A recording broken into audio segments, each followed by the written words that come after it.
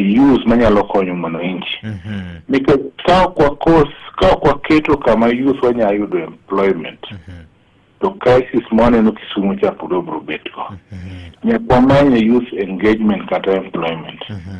Anasete manyalo. Okay. Antanyalo officer watamuga miyo youth boda. Watamuga youth washing machines. Watamuga youth support mar biashara. Watamuga mine support mar biashara. Wasemiyo ji kata mana dhok. Wasemiyo ji rombe gidiek. Wasetemo kaka wanyalo mondo wang'e ni ere kaka youth man inyalo mi support. Mano watimoga throughout nikech wang'eyo ni ka ok imiyo youth support to youth biro donjo e weche moko maricho. Emomiyo asetemo kata mana Senate mondo akel kata mana bill mar sport mondo wakendo encourage sporting activities wabed gi sporting academies e counties ma youth nyalo bi man gi talent nyalo tiyo kendo.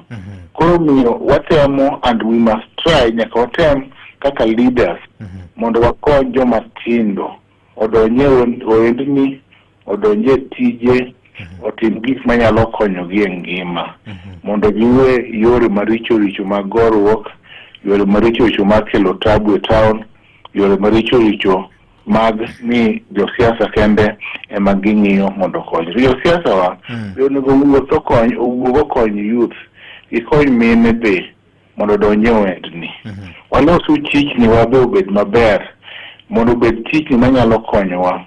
Walos gi e yo makoro nyalo bedo kelo ni facilities makoro kata ka itimo andi moro matin wanda sekra moro to kiyudo kony tinyalo ng'iyogo nyithindi kata family. Watu wabro they are the next level kendo wabro dhi mbele.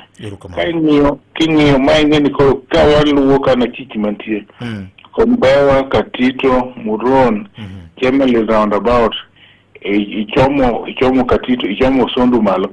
King'iyo markets gite. The common denominator ni ng'ama loko en mama. To mama ni loko en wala matin.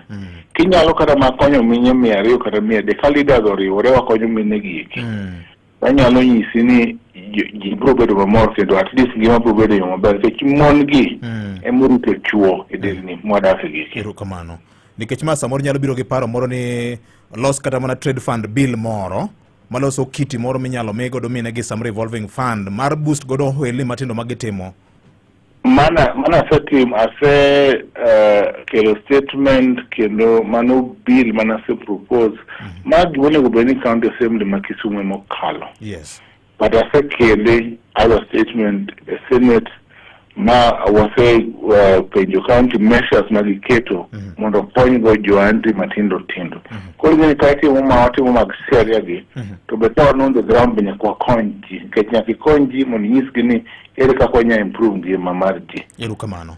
Senator, so mani got moga empowerment nicha wamia aminda gini pesa the other day wamio Silbi gini pesa wamio Ninja Man gini pesa mondo giloko oala and that is important nika kiti mamanero to kori uo kimio kata mana master giloko mtoka so they do their businesses out there and that's good.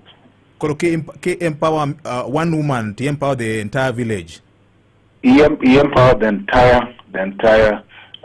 entire community. Kaki miyo ngato imiye pesa modi lokogo ala nini so wanu choga mine kondele kata manyata karwadi njobi kana bungi kao mine moki miyo gi empowerment ingeni ikonyo chuo mane ot ikonyo chuo mane ot. Erokamano.